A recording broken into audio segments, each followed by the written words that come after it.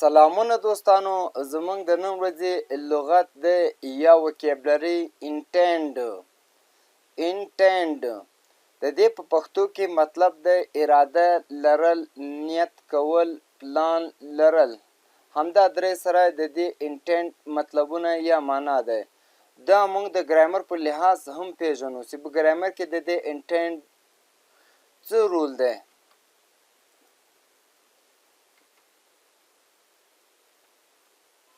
دا دوستانو انټینډ په ګرامر کې له موږ سره ورب دی. دا اول حالت، دوهم حالت او آینجي حالت هم لري.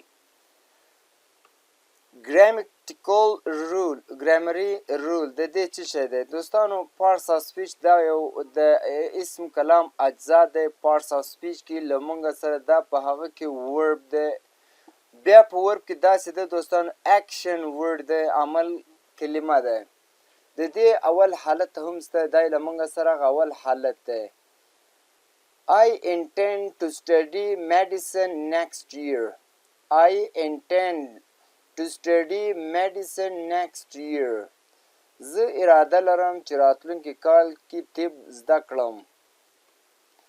د دې هغه حالتونه دا دي دوستانو: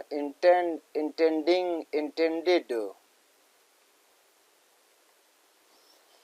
She intended to call you but she forgot. She intended to call you but she forgot. دا دوستانو د تیر وخت په اړه یوه خبره مونږ کوو، یعنې هغې غوښتل، د هغې اراده وه، د هغې دا کار ویلی چې زه به هغې نیت کړی و چې تا ته زنګ ووهي، خو د هغې هیر شو.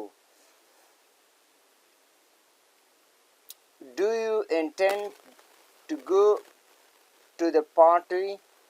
Do you intend to go to the party? آیا تاسو پلان لرئ چې محفل ته لاړ شئ، یوې میلې ته ولاړ شئ؟ انټینډ یعنې پلان یا اراده لرل. I intend to study medicine next year. زه اراده لرم چې راتلونکي کال کې طب زده کړم. She is intending to start her new job next week. She is intending to start her new job next week. هغه غواړي چې راتلونکي اونۍ خپله نوې دنده پیل کړي. دوستانو دغه هغه حالتونه وو د یوې وکیبلري یعنې د یوه لغت له موږ سره. نو که چیرې داسې تاسو زموږ چینل کې نوي یاست، چینل د سره لایک، سبسکرایب او شیر کړئ.